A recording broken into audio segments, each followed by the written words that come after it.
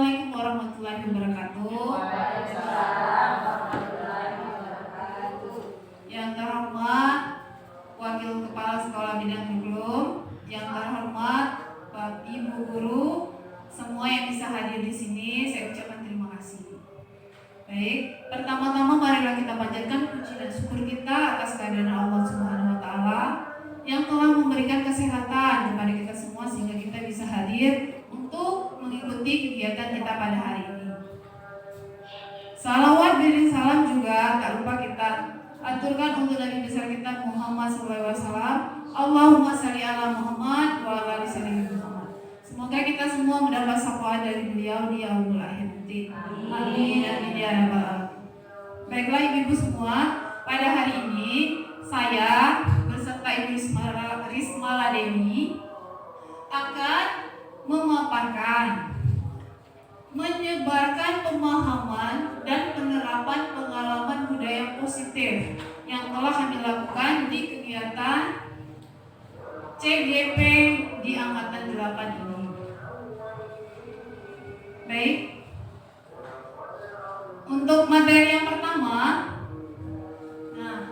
nah di sini Pak Ibu, konsep inti budaya positif ini terbagi menjadi beberapa bagian. Yang pertama, itu adalah perubahan paradigma belajar.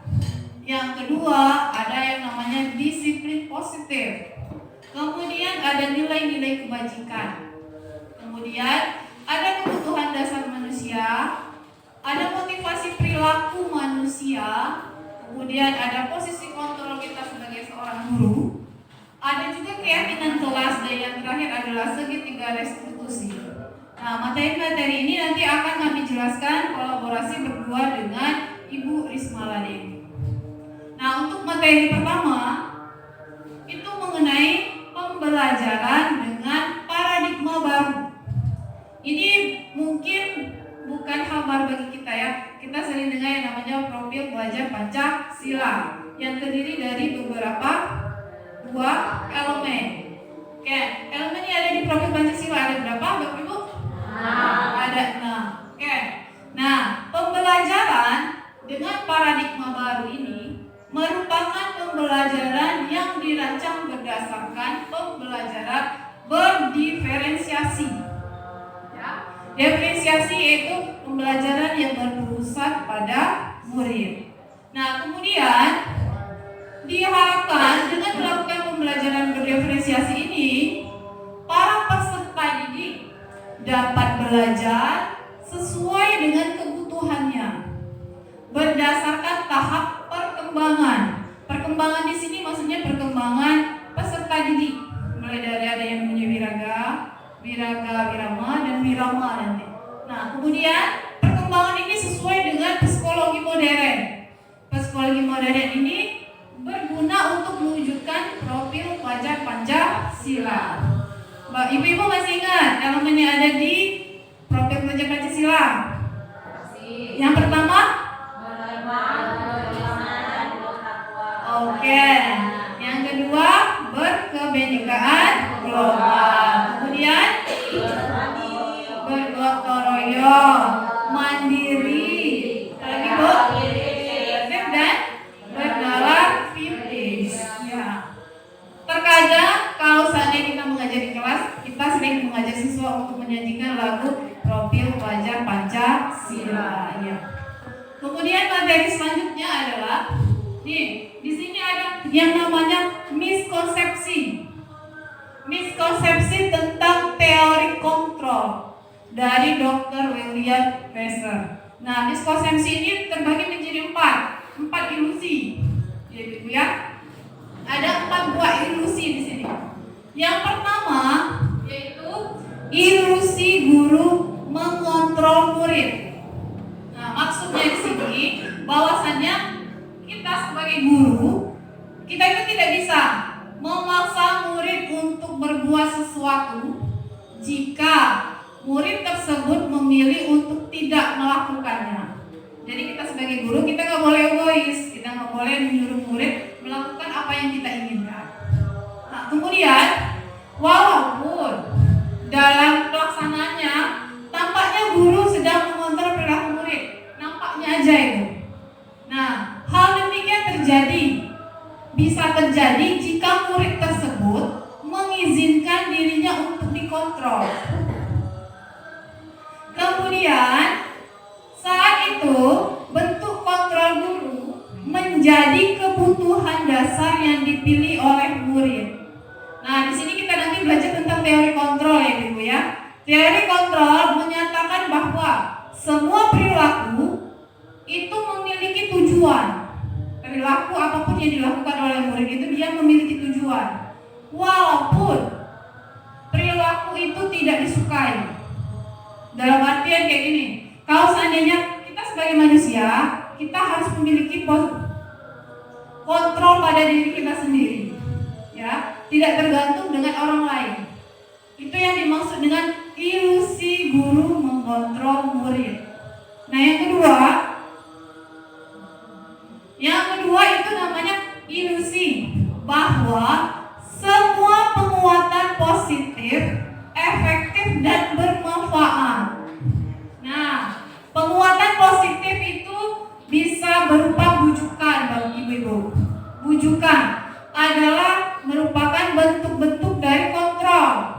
Misalnya ada siswa yang sering datang terlambat ke sekolah, kita bujuk dia. Nah, itu merupakan penguatan positif atau bujukan. Nah, kemudian segala usaha yang dilakukan untuk mempengaruhi murid, ya, agar mengulang perilaku tertentu adalah suatu usaha untuk mengontrol murid tersebut. Jadi usaha yang kita lakukan dengan melalui bujukan itu merupakan untuk mengontrol murid. Nah, kemudian dalam jangka waktu tertentu, misalnya dalam jangka waktu beberapa hari atau beberapa minggu, kemungkinan murid tersebut akan menyadarinya. Misalnya kita mengontrol murid, itu ilusi, kita mengontrol murid, ada kalanya nanti dia menyadari. Nah, di saat dia menyadari, maka dia akan mencoba untuk menolak bujukan kita. Atau bisa jadi murid tersebut menjadi tergantung pada pendapat guru untuk berusaha. Dia tuh kalau di posisi ini, penguatan positif, dia bisa ada dua. Bisa muridnya dia nggak mau lagi bujukan kita, bisa juga kebalikan. Gara-gara kita bujuk, dia jadi tergantung dengan kita. Itu adalah ilusi yang kedua. Nah, yang ketiga, nih, ilusi bahwa kritik dan membuat orang merasa bersalah dapat menguatkan karakter. Maksudnya di sini mengkritik sehingga orang tersebut merasa bahwa dia itu bersalah. Nah, menggunakan kritik dan rasa bersalah memang merupakan, kalau saya bilang itu mengontrol murid menjadi identitas yang gagal kalau menurut saya. Jadi dia akan merasa rendah hati, rendah diri dengan kritikan yang kita lakukan tersebut. Nah, murid tersebut jika dia belajar, dia akan merasa buruk tentang diri dia sendiri. Kemudian, kadangkala kita sebagai guru itu sulit untuk mengidentifikasi bahwa mereka sedang melakukan perilaku ini. Karena seringkali guru cukup dengan menggunakan suara halus, membujuk dengan suara halus untuk menyampaikan pesan secara negatif. Berarti itu tergantung gurunya masing-masing ya, Ibu ya. Nah, yang keempat itu adalah ilusi bahwa orang dewasa memiliki hak untuk memaksa. Bahwasanya di sini kan ya orang dewasa, kalau kita di kelas kan kita ya sebagai orang dewasa. Anak-anak adalah siswa kita, murid kita. Nah, ilusi di sini maksudnya kita dewasa itu memiliki hak, sedangkan situ enggak. Nah, penjelasannya seperti ini. Banyak orang dewasa itu percaya bahwa mereka memiliki tanggung jawab untuk membuat murid-murid berbuat hal-hal tertentu. Ya, terkadang enggak masuk dengan apa yang dilakukannya. Apapun yang dilakukan dapat diterima selama ada kemajuan berdasarkan sebuah pengukuran kinerja. Maksudnya di sini seperti ini, misalnya ada siswa yang mengerjakan tugas, ya kita ngontrol ngontrol siswa tersebut. Kalau seandainya ada kemajuan dengan nilai yang tinggi, biasanya kita kan seperti itu, nilai yang tinggi, kita berpendapat bahwa itu berhasil, seperti itu. Nah, kemudian pada saat itu orang dewasa akan menyadari bahwa perilaku memaksa itu tidak efektif. Dia tidak efektif untuk jangka waktu panjang, kalau untuk jangka waktu pendek mungkin. Dan sebuah hubungan permusuhan akan terbentuk. Nah, disinilah kekurangan untuk ilusi yang keempat, Ibu. Di sini Ibu, saya langsung lanjut ke teori kontrol ya. Teori kontrol yang saya bilang dijelaskan di awal tadi. Di sini adalah mengubah paradigma stimulus respon ke pendekatan stimulus atau teori kontrol. Oke. Yang pertama, stimulus respon. Respon ya, di sini responnya realitas kebutuhan kita sama. Sedangkan kalau teori kontrol kita berbeda. Yang kedua, semua orang melihat hal yang sama. Bahwasannya bisa seperti ini. Pelajaran matematika itu sulit. Semua orang satu kelas ngomong sulit semua. Ternyata enggak. Setiap orang memiliki gambaran yang berbeda. Nah, yang ketiga, kita mencoba orang agar berpandangan sama dengan kita. Sedangkan kalau teori kontrol, semua perilaku memiliki tujuan. Itu perbedaannya. Yang selanjutnya, orang lain bisa mengontrol saya. Ya, itu maksudnya murid. Orang lain bisa mengontrol saya. Sedangkan siapa yang bisa mengontrol diri kita? Iya, diri kita sendiri. Kemudian kita lanjut. Pemaksaan ada pada saat bujukan gagal. Maksudnya di sini masuk ke ilusi yang tadi. Di saat kita melakukan bujukan gagal, maka akan ada paksaan di sana. Sedangkan kalau teori kontrol itu kolaborasi antara kita dengan siswa, yaitu konsensus menciptakan pilihan-pilihan baru. Bisa setelah bujukan tidak bisa kita laksanakan, nah kita kasih solusi atau kita ciptakan pilihan baru untuk anak tanpa harus dengan tindakan memaksa. Kemudian selanjutnya, model berpikir menang atau kalah. Kalau stimulusnya, bahwasanya di sini kalau menang atau kalah tuh dia mengerjakan soal. Nah, kalau seandainya dia dapat 100, dia merasa dia menang. Tapi kalau seandainya nilainya kecil, dia merasa dia kalah. Seperti itu. Sedangkan kalau teori kontrol, modelnya berpikir menang kayak gitu. Jadi dia punya motivasi sendiri dalam dirinya. Yang selanjutnya,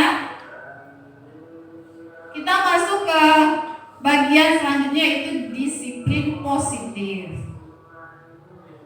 Oke, masih semangat Ibu? Oke, disiplin positif. Mungkin kita pernah dengar, bukan lagi pernah ya, kita sering sekali mengatakan disiplin, apalagi dengan siswa yang kita ajar. Disiplin ini berasal dari bahasa Latin, yaitu disciplina, yang artinya itu belajar. Ya, nih, disiplin mengacu pada disiplin diri yang memiliki tanggung jawab terhadap apa-apa yang dilakukannya berdasarkan nilai-nilai yang diyakininya. Maksudnya di sini, dia disiplin itu berasal dari dirinya sendiri. Dia memiliki tujuan, tapi dengan tujuan yang dilakukan dia harus melakukannya dengan bertanggung jawab, seperti itu. Nah, kemudian disiplin positif ini juga merupakan salah satu cara penerapan disiplin. Maksudnya positif itu ngerti ya Bapak Ibu, Ibu ya? Kan di sini ada yang bersifat negatif, ada yang bersifat positif. Kalau negatif mungkin nanti memaksa seperti itu. Nah, dia bertujuan menumbuhkan kesadaran serta memberdayakan peserta didik tanpa adanya imbalan atau penghargaan, tanpa adanya ancaman ataupun hukuman. Nah, itulah yang namanya disiplin positif. Jadi dia itu betul-betul melakukannya tanpa ada hal-hal seperti ini. Dia mau mengerjakan tugas tanpa dikasih imbalan. Nah, itu. Nah, kemudian pendidik, tujuan kita adalah sebagai pendidik ya. Pendidikan kita sebagai guru ya.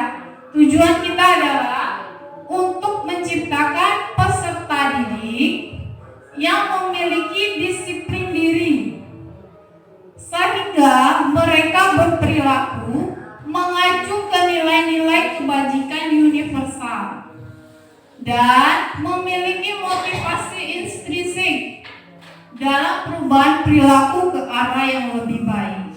Nah, maksudnya di sini untuk motivasi intrinsik ini adalah motivasi yang ada dari dalam diri siswa masing-masing, tanpa harus kita paksa, tanpa harus kita kasih ancaman, tanpa harus kita hukum. Semua siswa kita mau melakukannya. Itulah maksudnya dari disiplin positif, seperti itu. Nih, sekarang saya lanjut ke nilai-nilai kebajikan. Nilai-nilai kebajikan itu seperti ini, Ibu. Nilai-nilai kebajikan yang disiplin itu dia berani erat. Disiplin diartikan sebagai bentuk kontrol diri. Dalam artian kayak gini, kita kontrol diri kita sendiri untuk bersikap disiplin. Misal, jam 5 subuh saya harus bangun. Saya sholat subuh, siap-siap untuk ke sekolah, sarapan, kemudian lanjut ke sekolah sehingga nanti di sekolah tidak terlambat, seperti itu. Itu namanya kontrol diri. Siswa atau kita melakukannya itu memang dari motivasi dari dalam diri kita atau motivasi intrinsik. Nah, kalau nilai-nilai kebajikan dia seperti ini. Belajar untuk kontrol diri agar mencapai tujuan mulia. Tujuan mulia di sini itu mengacu pada nilai-nilai atau prinsip-prinsip mulia yang dianut oleh seseorang. Kita kan sebagai manusia punya prinsip dalam hidup kan? Nah, nilai-nilai dan prinsip itulah yang kita namakan dengan tujuan mulia dari seseorang. Nah, nilai-nilai inilah yang kita namakan dengan nilai-nilai kebajikan yang universal. Nilai-nilai yang ada di dalam diri, itu yang kita namakan nilai-nilai kebajikan universal. Untuk nilai-nilai kebajikan ini, itu diyakini dan disepakati secara bersama. Nilai-nilai kebajikan yang diyakini dan disepakati bersama. Nah, salah satunya adalah nilai-nilai kebajikan yang ingin dicapai oleh anak Indonesia yang kita kenal dengan profil pelajar Pancasila. Nah, inilah yang ingin kita capai di saat kita menjadi guru seperti ini. Nah, Ibu-ibu, ini adalah nilai-nilai kebajikan yang sudah kita lakukan di sekolah kita.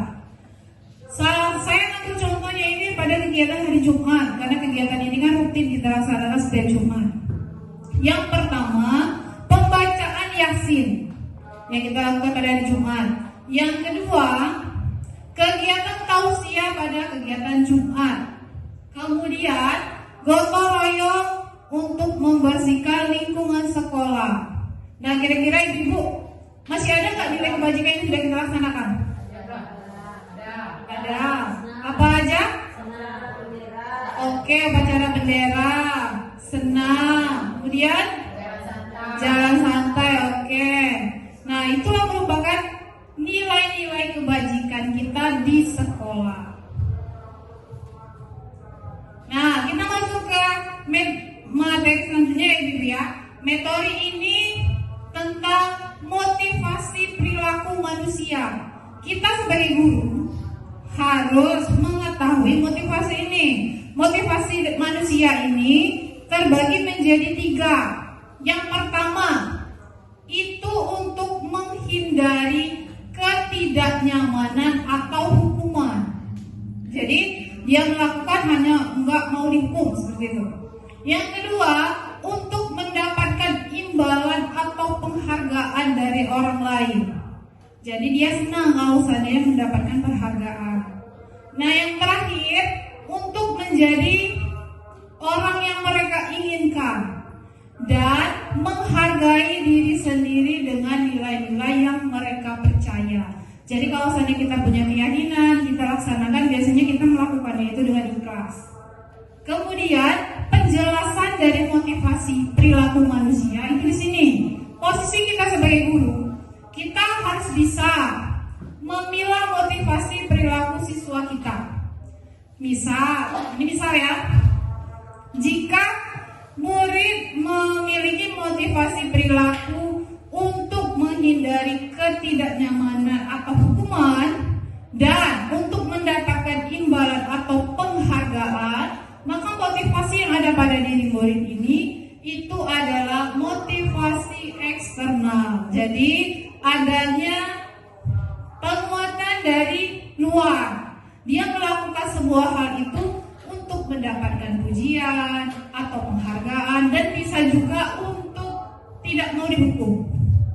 Nah, kita sebagai guru, kita harus berupaya untuk menumbuhkan motivasi internal siswa kita. Jadi maksudnya seperti ini. Kalau seandainya motivasi internal itu sudah terbentuk, maka dapat memunculkan pribadi yang dapat menghargai diri sendiri dengan nilai-nilai yang mereka percaya. Nah, Ibu, sebaiknya kita sebagai guru itu menghindari hukuman dan pemberian penghargaan yang berlebihan agar meminimalisir motivasi eksternal dalam diri murid. Jadi fokus kita sekarang itu adalah menumbuhkan motivasi internal dalam murid sehingga dia bisa melakukan itu memang betul-betul berdasarkan nilai-nilai dan keyakinan yang telah mereka miliki. Nih, Ibu, kita kan sering mendengar kata-kata hukuman. Ada juga kata-kata konsekuensi. Nah, yang terakhir restitusi.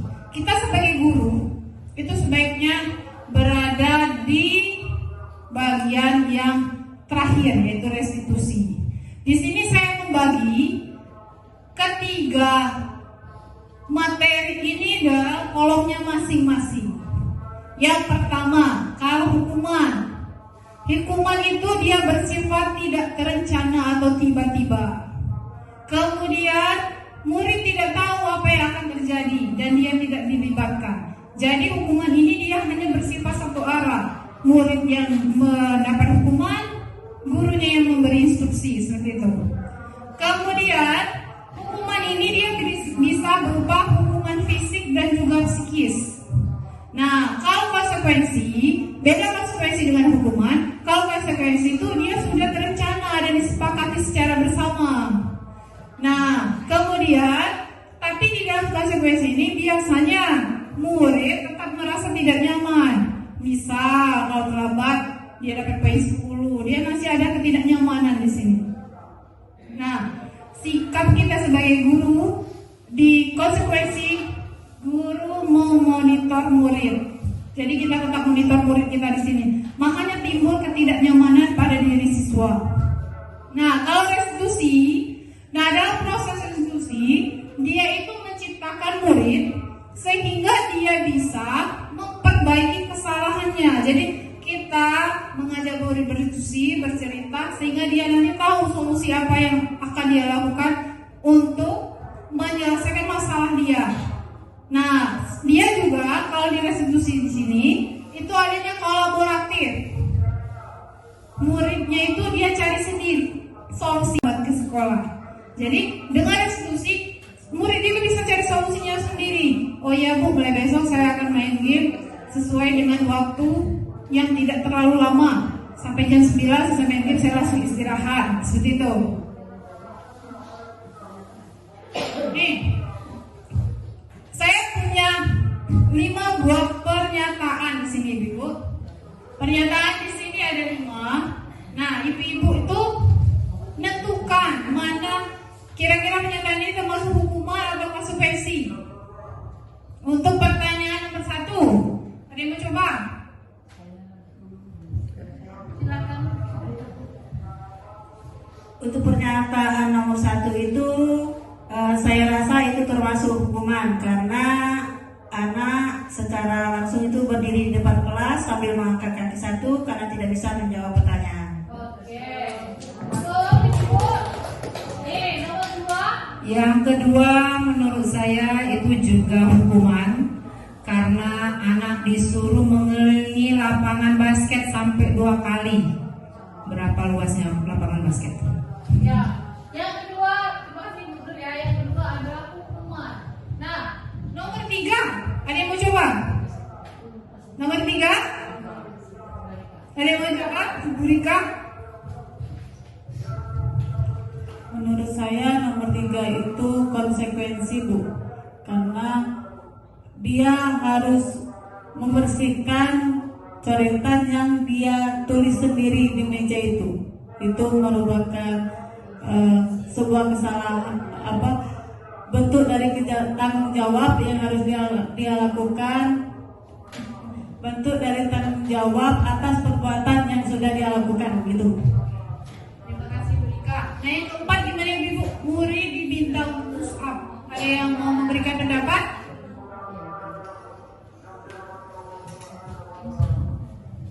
Menurut saya yang nomor 4 itu hukuman karena murid diminta untuk push up 15 kali karena tidak menggunakan masker ke sekolah. Hukuman. Hukuman fisik Bu ya. Oke, yang kelima? Yang kelima Ibu. Menggantikan kertas tugas teman yang telah dicoret-coret, menurut saya itu adalah konsekuensi. Ya, menurut Bu Rince merupakan konsekuensi yang dari perbuatan yang telah mereka lakukan. Baik. Nah, ini adalah jawaban dari pernyataan tadi, Ibu. Gimana? Yang pertama hukuman, betul sekali ya Ibu ya. Yang kedua juga hukuman. Yang ketiga sanksi atau konsekuensi. Yang keempat hukuman dan yang terakhir juga sanksi atau konsekuensi. Berarti jawaban ibu-ibu tadi itu betul semua. Oke, terima kasih Ibu. Ini hebat di sini semua. Oke, di sini materi selanjutnya itu adalah dihukum oleh penghargaan. Jadi kita terkadang sebagai guru itu merasa seperti ini. Kalau seandainya siswa saya kasihkan sesuatu penghargaan, maka mereka akan termotivasi dengan semangat. Ternyata kalau seandainya kita ngasihkan selalu memberikan penghargaan kepada siswa, motivasi yang terbentuk dari siswa itu hanya motivasi ekstrinsipnya saja. Jadi dia mau melakukan itu di saat dia mendapatkan penghargaan seperti itu. Maksudnya di sini seperti ini. Kalau seandainya kita sering melakukan penghargaan, memberikan penghargaan kepada siswa, di siswa itu akan berdampak tidak baik untuk dirinya. Salah satunya yaitu bisa merusak hubungan. Jadi nanti akan timbul kecemburuan antara siswa yang satu dengan siswa yang lain. Kemudian mengurangi ketepatan. Ada juga menurunkan kualitas, mematikan kreativitas dan bersifat menghukum. Jadi di sini jika suatu penghargaan diharapkan itu tidak tercapai atau siswa itu tidak mendapatkannya, maka murid akan merasa dihukum. Maksudnya di sini bisa ada siswa kalau nilainya bagus dia dapat peringkat 1. Nah, siswa yang mendapatkan penghargaan itu dia merasa bangga, senang dia. Tapi untuk siswa yang juara 2 dengan selisih nilai yang sedikit, maka penghargaan yang kita berikan itu merupakan hukuman bagi mereka. Maksudnya seperti itu, Ibu. Nah, yang terakhir, ini materi terakhir kita tentang keyakinan kelas. Saya punya pertanyaan, mengapa keyakinan kelas? Mengapa tidak peraturan kelas? Nah, kira-kira ada yang tahu enggak, Ibu-ibu? Ada yang mau coba menjawab?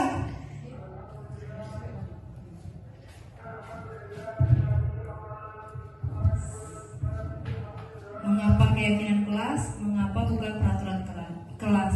Karena keyakinan kelas dibuat berdasarkan kesepakatan kelas. Jadi anak yang menentukan keyakinan apa, kesepakatan apa yang ingin dilakukannya di kelas nanti. Jadi bukan guru yang menentukan. Oke, bagus sekali penjelasan dari Ibu Binda. Tepuk tangan dulu ya, Ibu. Ibu.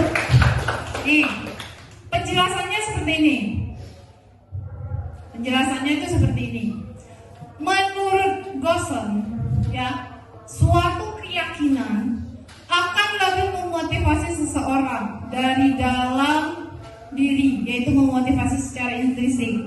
Kenapa dia buat seperti itu? Karena dengan adanya keyakinan siswa, dia akan termotivasi sendiri melakukannya tanpa harus ada paksaan dari yang lain. Nah, dengan seperti itu, siswa akan lebih tergerak dan bersemangat untuk menjalankan keyakinannya. Jadi bukan hanya sekedar mengikuti peraturan yang hanya menghukum mereka seperti itu. Jadi itulah kenapa dibuatlah keyakinan kelas. Nah, yang selanjutnya, nih, dalam keyakinan kelas kita sebagai guru itu berperan di sini. Karena kita ajak siswa kita untuk berkolaborasi bersama, mendapatkan kesepakatan secara bersama-sama, seperti yang dijelaskan oleh Ibu Binda tadi. Nah, yang selanjutnya, nih, untuk pembentukan keyakinan kelas ada beberapa yang harus kita perhatikan. Yang pertama itu bersifat abstrak, berupa pernyataan universal, dibuat dalam pernyataan positif, kemudian sedikit saja, tidak usah panjang-panjang agar mudah diingat. Sesuai dengan kondisi kelas dan sekolah sehingga mudah diterapkan. Kemudian semua warga sekolah dilibatkan saat membuat keyakinan kelas. Dan yang terakhir adalah bersedia meninjau kembali keyakinan kelas dari waktu ke waktu.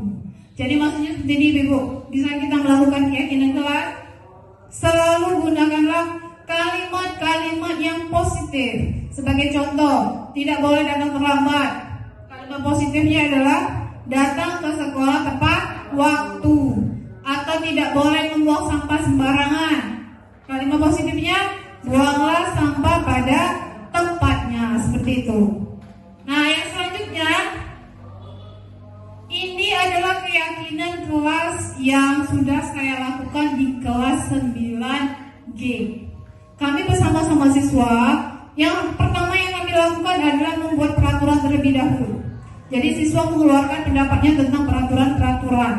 Kemudian dari peraturan-peraturan itu kita buat lagi yang menjadi kalimat positif.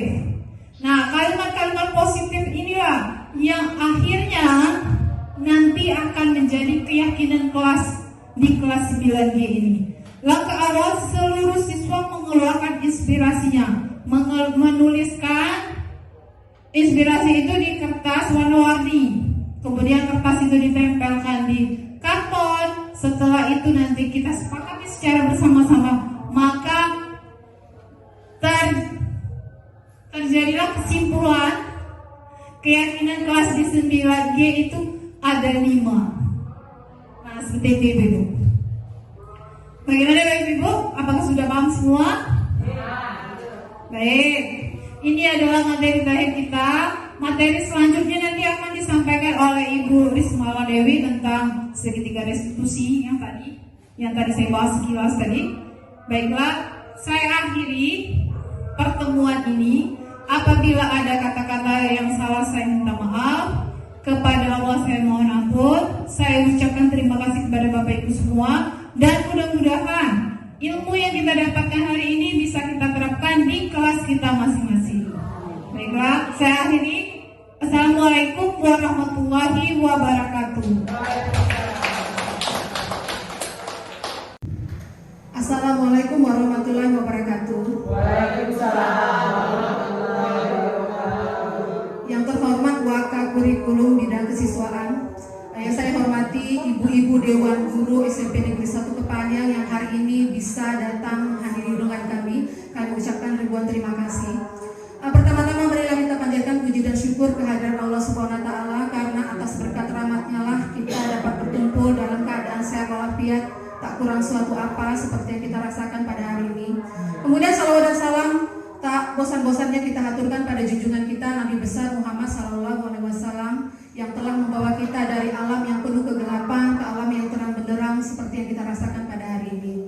Kemudian karena kami calon guru penggerak ada 2, maka kami berbagi materi. Materi yang pertama sudah disampaikan oleh Ibu Risma Dewi. Kemudian saya akan memberikan 3 buah materi. Sebelumnya saya harus mengatakan bahwa mungkin ibu-ibu dan ibu-ibu yang ada di sini lebih paham daripada saya, karena semuanya kan wali kelas. Jadi mungkin kita di sini lebih kepada sharing saja. Materi yang saya sampaikan ini lebih pada penerapan pada siswa. Ya, bagaimana siswa itu menurut kita dia melakukan perilaku yang tidak baik, begitu. Bagaimana untuk mengatasinya. Kemudian yang saya bahas adalah tentang disiplin positif. Disiplin positif ini sama dengan budaya positif, dia bagiannya. Ya, jadi budaya positif itu bagiannya adalah disiplin positif. Yang pertama yang akan saya sampaikan adalah tentang kebutuhan dasar manusia. Kita hidup itu kita punya masing-masing kebutuhan dasar, dan ini semua manusia punya. Jadi bukan hanya terpaku pada siswa, tapi kita pun punya kebutuhan dasar. Dalam teori kontrol menyatakan bahwa ada satu tujuan di balik sebuah perilaku manusia. Jadi apa yang kita lakukan, kita punya tujuan. Mengapa kita melakukan itu? Kemudian kita juga percaya bahwa murid memiliki tujuan di balik perilaku mereka. Salah satunya adalah untuk memenuhi kebutuhan dasar mereka. Jadi kalau ada anak yang bermasalah, berarti ada kebutuhan dasar yang tidak dia dapatkan. Gitu. Jadi kalau menurut teori kontrol seperti itu, apa yang dilakukan siswa itu karena mereka tidak mendapatkan kebutuhan dasarnya. Oke, baiklah, ada 5 kebutuhan dasar manusia. Saya rasa ibu-ibu di sini semuanya beberapa atau semuanya bahkan sudah paham. Yang pertama, ya adalah kebutuhan bertahan hidup atau survival. Kebutuhan bertahan hidup ini ada beberapa, misalnya kesehatan, kemudian rumah dan makanan. Kalau siswa kita tidak mau mendengarkan kita mengajar misalnya, itu berarti mungkin saja dia belum makan di rumah. Gitu. Jadi ini masuk pada kebutuhan bertahan hidupnya yang kurang berarti. Atau ketika kita mengajar ternyata dia itu sedang pucet, begitu, berarti dia kesehatannya. Berarti pada masalah siswa ini kurangnya pada kebutuhan bertahan hidup. Begitu. Yang putus cinta itu nanti. Next, yang kedua, kebutuhan kita itu adalah kasih sayang dan rasa diterima. Ya, kasih sayang dan rasa diterima atau love and belonging. Jadi pada kasih sayang ini kebutuhan untuk disayangi dan diterima juga ada hubungannya dengan koneksi sosial antara kita, ya, menjadi bagian dari kelompok, kebutuhan untuk tetap berhubungan dengan orang lain seperti teman, kemudian keluarga, pasangan hidup, teman kerja di mana kita bergabung. Jadi kalau anak, mungkin kalau kita masuk kelas ada anak yang introvert, penutup, dia tidak punya banyak kawan, mungkin kurangnya di sini, ya, kurang ada kolaborasi dengan teman, itu kurangnya pada kasih sayang dan rasa diterima. Jadi tergantung bagaimana kita menggali anak tersebut, di mana kurangnya kebutuhan mereka tersebut, gitu, ya. Next, berikutnya.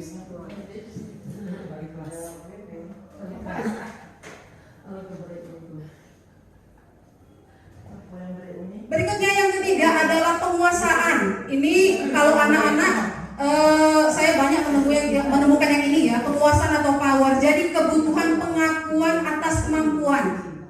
Ya, kebutuhan untuk diakui atas prestasi dan keterampilan kita, didengarkan dan memiliki rasa harga diri, meliputi keinginan untuk dianggap berharga, bisa berbuat perbedaan, bisa membuat pencapaian, kompeten, diakui dan dihormati. Jadi kebutuhan tentang penguasaan atau power ini lebih dianggap saya ada, begitu. Saya minta didengarkan, saya minta dipahami. Ya, jadi saya punya pencapaian apa, itu minta orang lain untuk menghargai kita. Itu adanya di sini, penguasaan atau power. Ini terjadi sering pada masalah bullying. Ya, dia merasa senang kalau temannya takut. Jadi orang yang membuli itu kekurangannya di sini, penguasaan atau power. Jadi dia meluapkan keinginannya itu dengan berbuat tidak baik dengan teman-temannya. Gitu, biasanya di sana. Next, yang keempat adalah kebebasan atau freedom. Kebebasan ini adalah kebutuhan akan pilihan, kemudian kemandirian, otonom, dan memiliki pilihan.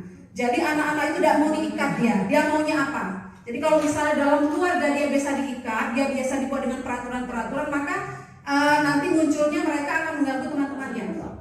Begitu, ya. Jadi yang kelima terakhir adalah kesenangan atau fun. Ini banyak sekali ya. Kebutuhan untuk mencari kesenangan, bermain dan tertawa. Jadi kalau dia berbuat kesalahan itu cuma iseng, ya. Jadi kalau saya senang melihat itu panik, saya senang melihat dia takut tuh hanya untuk fun atau iseng saja, berarti pada kebutuhan kesenangannya yang kurang. Mungkin di rumah dia terkekang atau apa, kita tidak tahu ya. Oke, next berikutnya. Oke, dari kita tadi sudah ada beberapa ya tentang kebutuhan dasar manusia, ada bertahan hidup, kemudian ada kesenangan, kemudian apa lagi Ibu? Ada kesenangan, ada kemandirian, ada power, ya kasih sayang. Oke, saya punya pertanyaan ibu-ibu. Pertanyaannya adalah Ibu Ambar, guru wali kelas 2A di SD Pelita Hati, sedang bingung menghadapi ulah salah satu murid di kelasnya, Doni namanya. Beberapa anak di kelas 2A telah datang padanya dan mengeluhkan Doni yang seringkali meminta bekal makan siang mereka dengan paksa. Jika Anda menghadapi situasi seperti Ibu Ambar, menurut Anda kira-kira apa alasan Doni melakukan itu? Jadi begini Bapak Ibu ya, bahwa satu masalah itu sebenarnya bisa beberapa tujuan. Ya, bisa beberapa tujuan, tergantung kita menggali anak tersebut mengapa Doni ini terus meminta paksa bekal teman-temannya. Oke, next berikutnya kita lihat. Nah, ada beberapa jawaban Doni ketika kita panggil dia, Bu Ambar memanggil. Jika jawaban Doni ketika ditanya oleh Ibu Ambar adalah, coba Ibu semuanya lihat, ada 1, 2, 3. Siapa yang bisa maju, kebutuhan apa yang kurang? Kalau jawaban Doni itu adalah yang seperti itu. Yang pertama. Kalau yang pertama itu berarti si Doni ini kurang kebutuhan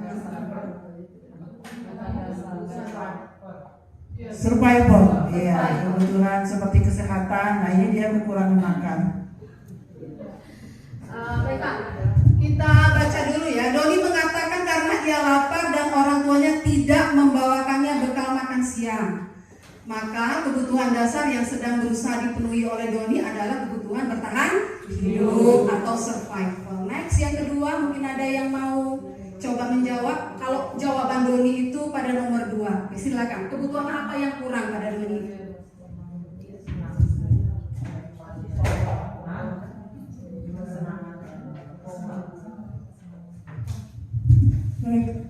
Menurut saya nomor 2 itu Doni kekurangan kebutuhan kesenangan atau apa? Nomor 2, karena dia merasa senang temannya jadi memperhatikan dia, ya. Ketika temannya melaporkan tindakannya itu pada gurunya, maka gurunya memberitahu orang tuanya, ya, sehingga orang tuanya jadi memperhatikan dia. Yang mana itu kira-kira? Dia kasih sayang, love and belonging. Jadi dia butuh perhatian, gitu. Jadi tergantung jawaban anak. Jadi satu kasus itu bisa menjadi banyak penyebab, ya. Yang ketiga, dia menjawab nih, karena dia merasa hebat, temannya jadi takut dengan dia dan menuruti keinginannya, maka sebetulnya Doni sedang berusaha memenuhi kebutuhan dasarnya akan power. Iya, power. Yang merasa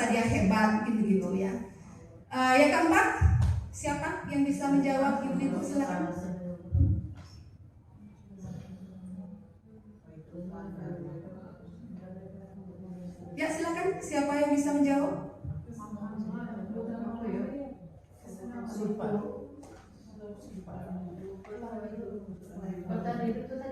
Karena dia merasa bosan, karena dia merasa bosan dengan bekal makanan yang dibawakan ibunya dari rumah.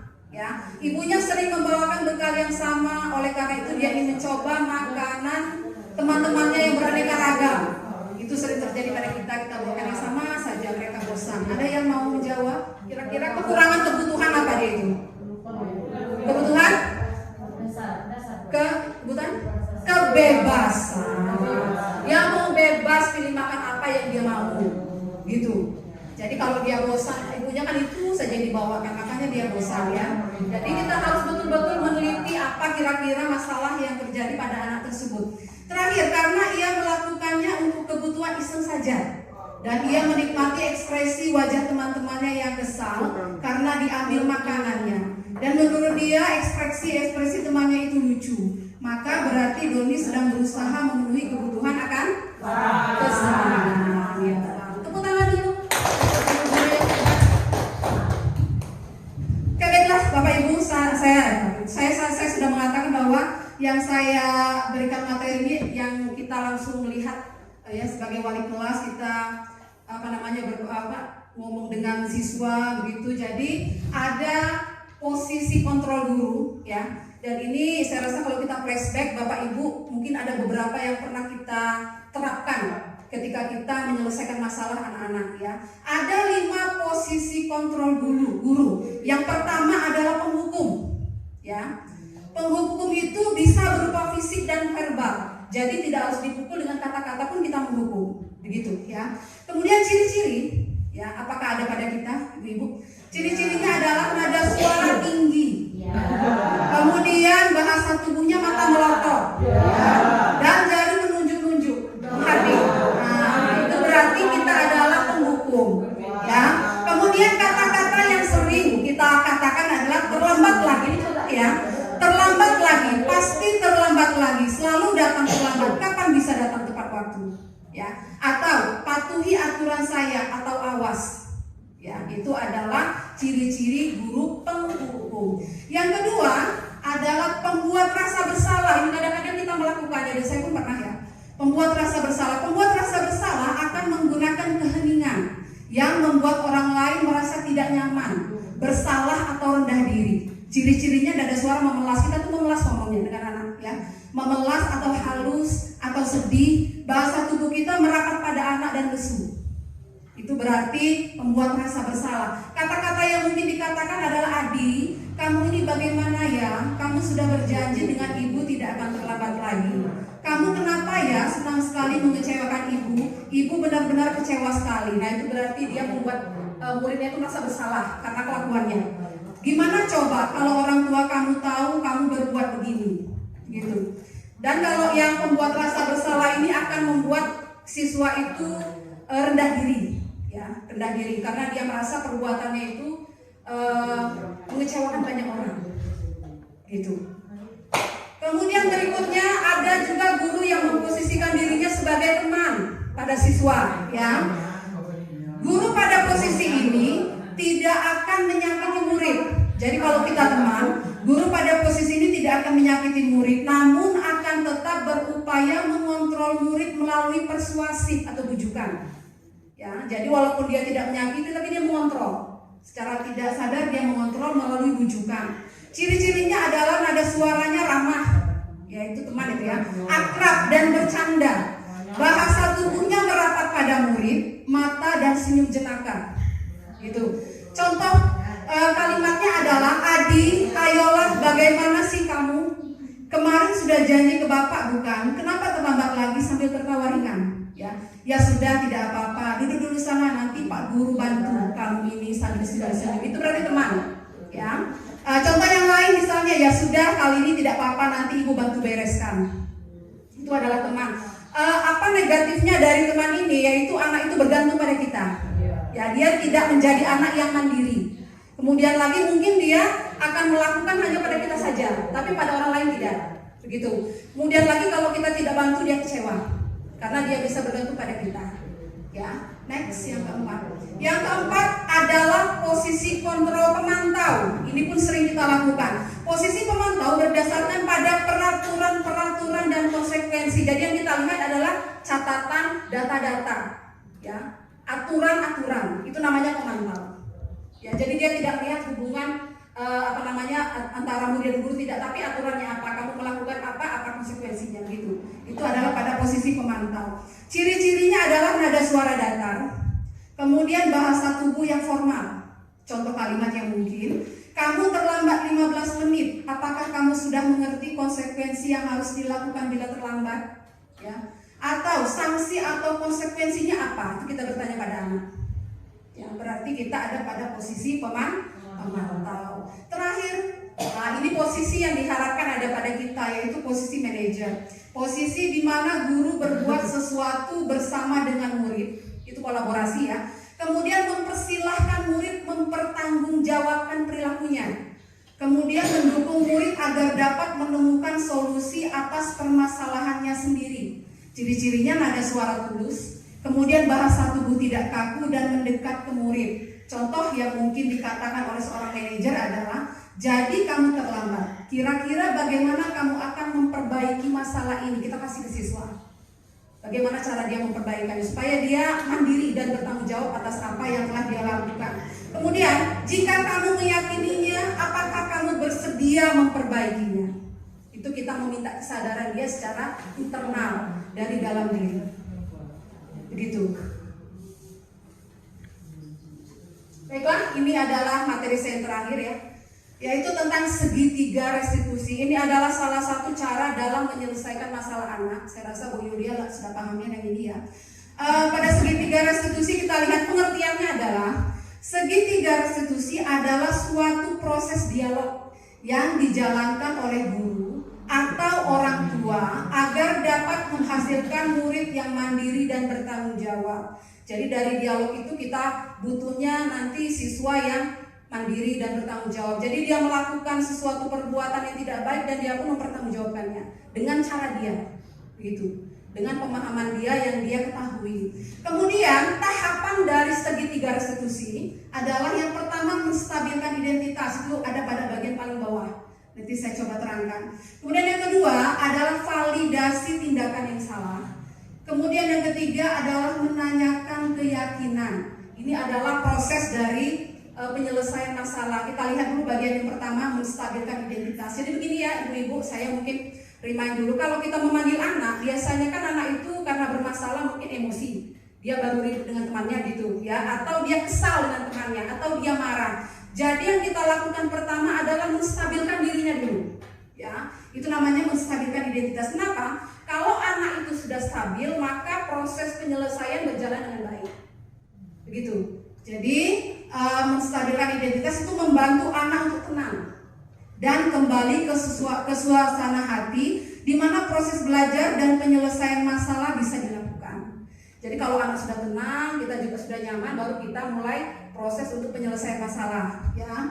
Kemudian kata-kata yang bisa kita ucapkan, kita sama-sama, Bapak atau Ibu tidak tertarik mencari siapa yang salah, tapi Bapak atau Ibu ingin mencari solusi dari permasalahan ini. Gitu, kita ngomong gitu pada anak. Kemudian bisa kita mengatakan kamu berhak merasa begitu. Ini ada satu kasus ya, di mana anak itu tidak senang pekerjaannya contek. Jadi dia marah. Kemudian dipanggil, kenapa kamu marah? Karena si A ini mencontek pekerjaan saya. Maka gurunya ngomong gitu, kamu berhak merasa begitu. Itu prinsip. Ya, dan kita harus menghargai itu. Gitu. Jadi kita boleh ngomong itu untuk membuat dia stabil dulu. Sudah gitu. Kemudian berikutnya, tidak ada manusia yang sempurna. Ini sudah hal yang hukum alam ya. Jadi kalau kita ngomong seperti itu, murid tidak merasa bersalah. Gitu. Murid merasa dia diakui dan dipahami. Gitu. Kemudian di bawahnya mengatakan kalimat-kalimat di atas akan sangat sulit karena baru bagi kita. Ya, kita kan biasa kan marah, tanya apa penyebabnya apa. Tapi mungkin ini adalah suatu tahapan yang baru yang mungkin bisa kita coba ya. Mengatakan kalimat-kalimat di atas akan sangat sulit, tetapi hal tersebut dapat mengubah situasi yang sulit menjadi kooperatif. Jadi walaupun sulit, apa salahnya kita coba? Siapa tahu jadi lebih baik penyelesaiannya. Ya, next berikutnya. Nah yang kedua yang paling penting ya, ini adalah validasi tindakan yang salah. disinilah ibu-ibu kita mencari kekurangan anak itu di mana, kebutuhan apa yang dia tidak bisa penuhi. Begitu, pada validasi tindakan yang salah. Memahami kebutuhan dasar apa yang mendasari sebuah tindakan sehingga kita akan bisa menemukan cara-cara paling efektif untuk memenuhi kebutuhan tersebut. Tadi kan kita punya kebutuhan lima kebutuhan dasar manusia ya, ada bertahan hidup, ada kesenangan dan lain sebagainya. Maka pada validasi tindakan yang salah ini kita mengoreknya. Ya. Kemudian yang bisa kita katakan mungkin adalah kamu pasti punya alasan mengapa melakukan itu. Itu adalah salah satu cara kita untuk menanyakan validasi tindakan yang salah. Ya. Kemudian setelah kita tahu apa masalahnya, maka kita pindah ke bagian ketiga, menanyakan keyakinan. Tadi kan Ibu Risma ini sudah mengatakan kita punya keyakinan kelas, gitu. Maka kita kembalikan pada anak. Ya. Setelah langkah pertama dan kedua telah dilakukan, maka anak akan siap untuk dihubungkan dengan nilai-nilai yang dia percaya dan berpindah menjadi orang yang dia inginkan. Jadi kita tanya dengan anak itu, apa nilai-nilai umum yang telah kita sepakati? Kamu sudah tidak patuh pada keyakinan yang mana? Begitu. Jadi kita mereka membuat sendiri, berarti kan mereka tahu mereka melanggarnya. Gitu. Jadi itu lebih pada keyakinan kita, bukan peraturan ya. Kemudian apa yang akan kamu lakukan untuk memperbaiki masalah ini? Ini adalah mengajarkan anak untuk mandiri. Waktu di LMS kemarin itu kami menemukan satu contoh kasus ya. Jadi anak-anak yang berkelahi, kemudian satu anak itu memegang kerah baju temannya sehingga kancingnya terlepas. Kemudian ketika ditanya apa yang akan kamu lakukan untuk memperbaiki masalah ini, terpaksa temannya itu memperbaiki kancing baju temannya. Begitu. Dan itu datang dari dirinya sendiri. Saya sudah merusak kancing baju teman saya, maka saya akan memperbaikinya. Gitu.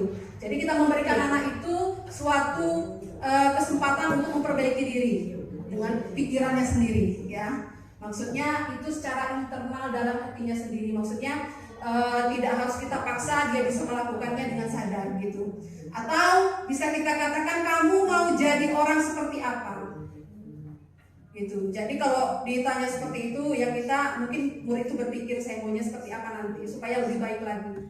Maksudnya begitu, ya. Saya rasa itu saja materi dari saya, Bapak Ibu. Kemudian ada beberapa gambar ya yang ini kegiatan restitusi ya. Berikutnya Bu Rini.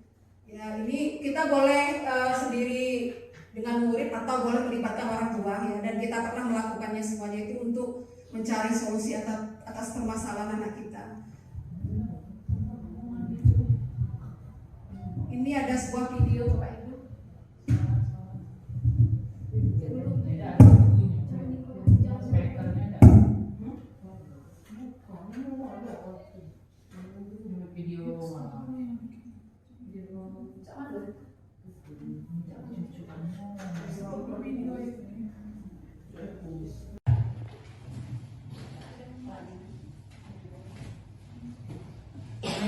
Waalaikumsalam. Mas, silakan ya. Baik anak, di sini ibu tidak mencari siapa yang salah dan siapa yang benar. Ibu tahu bahwa setiap orang pernah berbuat salah. Kamu tahu nggak apa alasan mengapa ibu memanggil kamu hari ini? Tahu. Coba kamu ceritakan apa yang sudah kamu lakukan hari ini. Lagi saya terlambat ke sekolah. Gitu ya. Apalagi yang kamu lakukan pada jam pelajaran bahasa Inggris hari ini? Saya menyembunyikan pesan saya.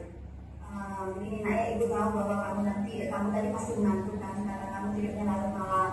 Kira-kira apa yang dapat kamu lakukan supaya hal ini tidak terjadi lagi? Saya akan membatas waktu dengan dia, Bu, agar tidak juga larut malam lagi. Saya akan meminta ibu saya untuk mengingat saya kalau saya mau lagi. Jadi itu adalah langkah yang sudah tepat. Kemudian bagaimana dengan menyembunyikan tas teman kamu? Pasti kamu merasa senang kan melakukannya? Ya Bu, saya sangat senang melakukannya. Saya sengaja Bu. Bagaimana teman kamu panik nggak? Panik. Kamu kan sudah melihat bagaimana teman kamu panik. Kemudian apakah kamu masih mau melihat teman kamu panik? Tidak. Jadi untuk tidak melihat teman kamu panik, apa yang kira-kira akan kamu lakukan? Saya berjanji tidak akan melakukannya lagi. Sekarang untuk bertanya dengan Amel, dari dua hal yang sudah Amel lakukan tersebut, kira-kira Amel tahu tidak keyakinan kelas atau keyakinan sekolah mana yang tidak Amel patuhi? Tahu, yang pertama yang sekolah berkelompok, kedua menghormati dan menghargai guru dan teman-teman. Terus jadi Anda sudah tahu keyakinan kelas yang mana yang tidak akan mati. Bagaimana ke depannya? Apakah masih akan tetap melakukan hal tersebut atau melakukan hal yang sama? Saya berjanji tidak melakukan hal yang sama lagi. Sekarang silakan bagi kelas ya.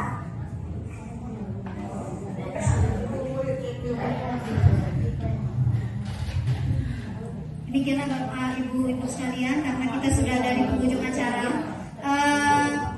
Terima kasih atas kedatangan ibu-ibu hari ini. Semoga apa yang sudah kita lakukan bersama ada manfaatnya bagi kita ke depan, ya, berhubungan juga dengan murid-murid kita. Kemudian sebagai pembawa acara juga pembawa materi, saya dan Ibu Rismarini, kalau ada yang salah dalam penyampaian kami mohon maaf, dan kepada Allah SWT kami mohon ampun. Demikianlah, wassalamualaikum warahmatullahi wabarakatuh.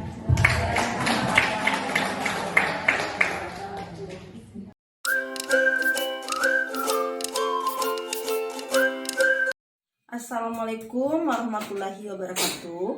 Perkenalkan, saya Yulia Gusti, SPDI, adalah guru SMP Negeri 1 Kepahyang.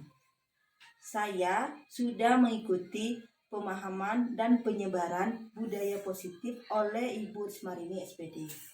Setelah saya mengikuti pemahaman dan penyebaran budaya positif oleh Ibu Rismarini, saya menjadi tahu bahwa salah satu bentuk motivasi berupa penghargaan membawa dampak kurang baik kepada murid. Apa dampak kurang baiknya? Adalah yang pertama, bisa merusak hubungan, menurunkan kualitas, mematikan kreativitas, dan bersifat menghukum. Nah, maka dari itu mulai dari sekarang saya akan mencoba menerapkan budaya positif yang baru itu kepada murid saya. Saya ucapkan terima kasih kepada Ibu Rismarini. Saya akhiri. Assalamualaikum warahmatullahi wabarakatuh. Assalamualaikum warahmatullahi wabarakatuh. Saya Rika Fitriani telah mengikuti penyebaran pemahaman budaya positif dari Ibu Rismarini. Saya merasa sangat bangga dan senang karena mendapat banyak ilmu dan wawasan dari Ibu Rismarini, yang mana kita dapat mengontrol diri kita dan berperan sebagai manajer dalam menghadapi permasalahan murid.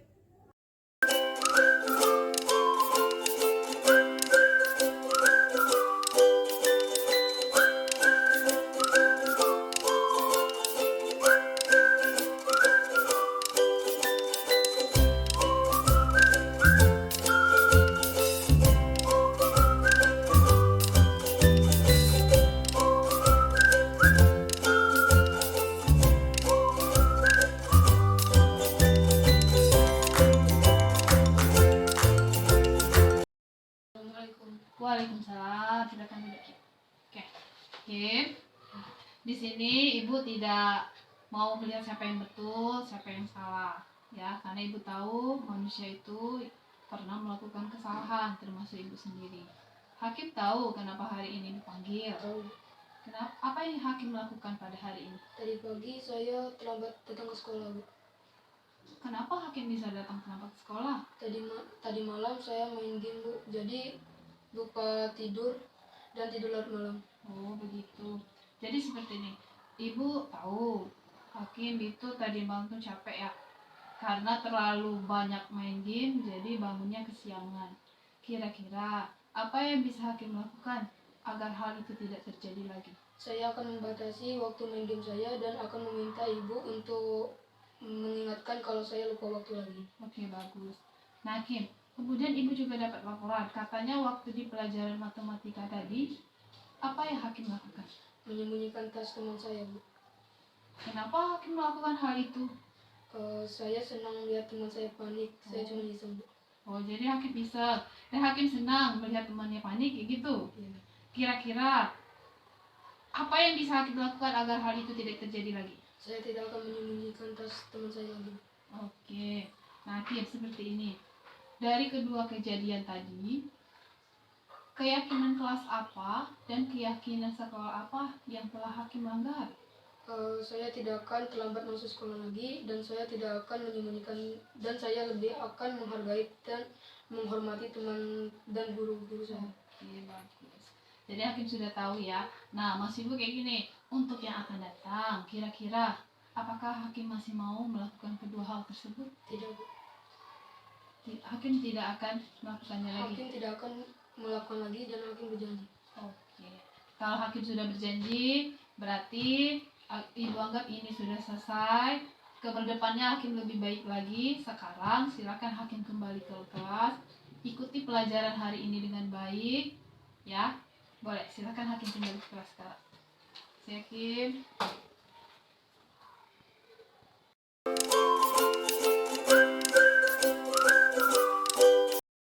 Assalamualaikum warahmatullahi wabarakatuh. Saya Fatoni Hakim dari kelas 8H. Saya senang sekali berdiskusi dengan Ibu Rismarini. Bagaimana cara menemukan solusi dari permasalahan saya? Dari diskusi tersebut, saya menyadari kesalahan saya dan saya berjanji tidak akan mengulangi kesalahan saya lagi. Terima kasih Ibu Rismarini atas bimbingannya. Wassalamualaikum warahmatullahi wabarakatuh.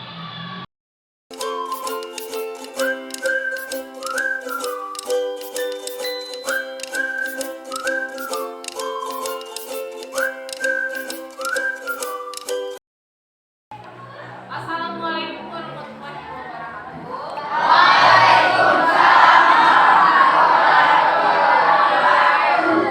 Baiklah, C. Kabarnya sehat semua? Semangat? Jadi seperti ini, sebelum kita mulai pembelajaran kita, saya pernah bilang dengan kalian kita akan membuat yang namanya keyakinan hari ini kita akan berdiskusi, saya dan kalian akan berdiskusi membuat keyakinan yaitu huruf J. Nah, langkah pertama nanti Ibu akan membagikan kertas. Kita pada waktu itu kalian buatlah di sana, boleh buat satu, boleh buat dua, boleh. Di sana kalian buat aturan yang ada di kelas. Bisa? Jadi ya seperti itu. Nanti kertasnya saya bagikan. Kalian buat aturan-aturan itu. Setelah kalian buat, nanti kita akan menempelkannya di dinding sana.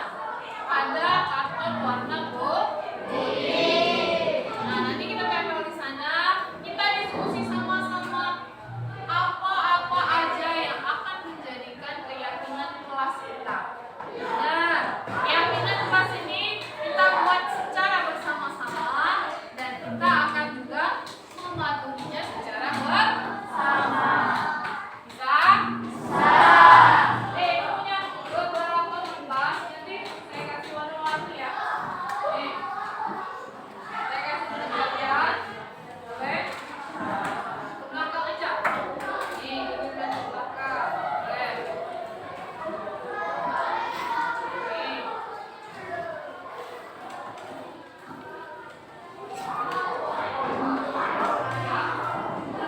Gak masalah warna. Kan banyak laki-laki yang suka warna. Oke. Dapat semua? Dapat? Kurang? Ada yang kurang? Dapat? Kurang? Pas? Oke. Belakang ya? Oke.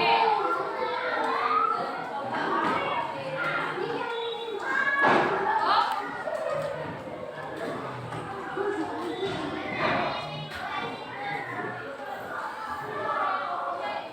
Ya, warna-warni.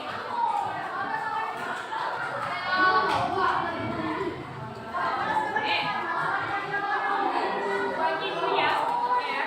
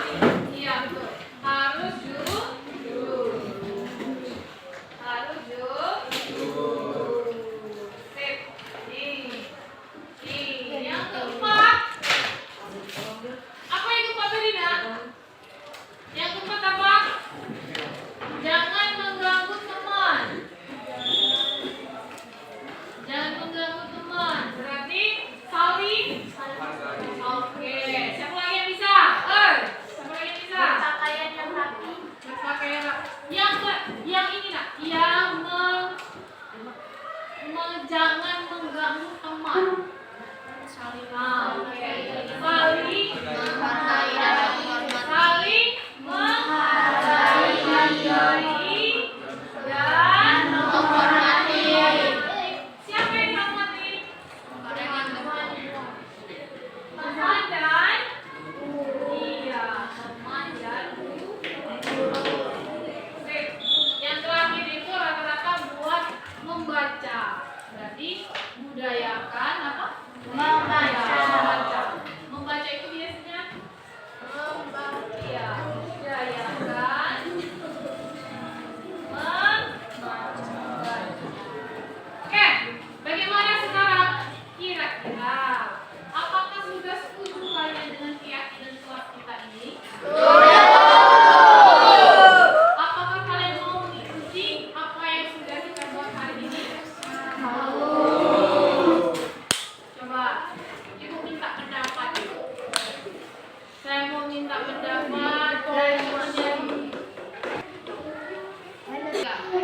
ada yang mau mengeluarkan pendapat? Boleh, silakan. Yang di belakang, ayo. Baik Bu, saya setuju karena keyakinan ini kita membuat bersama-sama. Maka keyakinan ini kita lakukan dengan sebaik-baiknya. Oke, bagus. Jangan nanya juga. Oke, ada yang lain yang mau mengungkapkan pendapatnya? Oke, silakan. Ya Bu, kami akan melaksanakan keyakinan kelas kami, yaitu datang sekolah tepat waktu, buang sampah pada tempatnya, harus jujur, saling menghargai dan menghormati teman dan guru, budayakan membaca.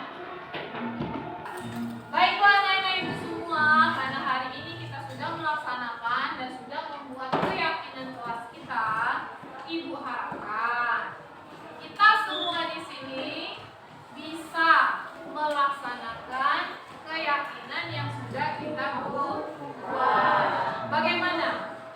Bisa? Bisa. Setuju? Saya tanya dulu, kira-kira kalian masih semangat atau enggak hari ini? Masih. Semangat masih enggak? Masih. Oke, yuk, semangat dulu yuk. Ayo, semangat. Kita buat. Kampung semangat.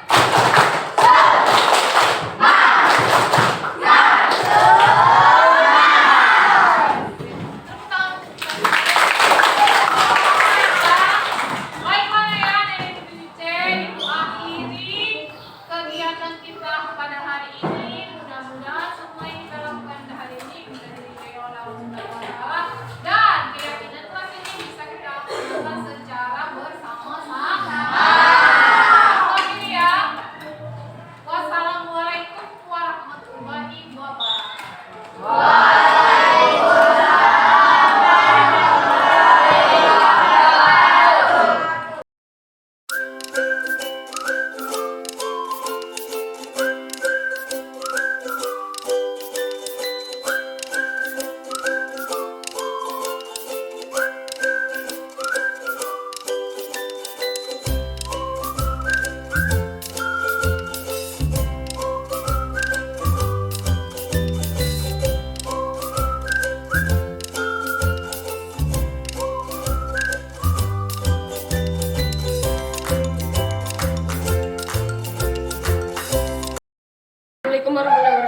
Perkenalkan, nama saya Muhammad Fahri dari kelas 7C. Assalamualaikum warahmatullahi wabarakatuh. Perkenalkan, nama saya Andi Ibyo Cynthia, saya dari kelas 7C. Assalamualaikum warahmatullahi wabarakatuh. Perkenalkan, nama saya Ida Fitra Olivia dari kelas 7C. Assalamualaikum warahmatullahi wabarakatuh. Perkenalkan, nama saya Zafira Olivia, saya dari kelas 7C.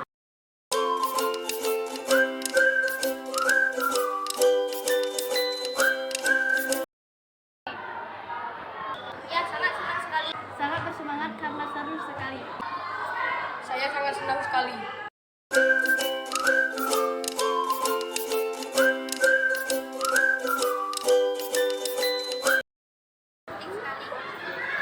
Ya, sangat penting sekali.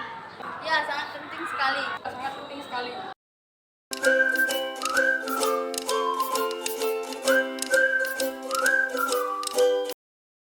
Menumbuhkan rasa tanggung jawab. Karena dapat menumbuhkan rasa disiplin.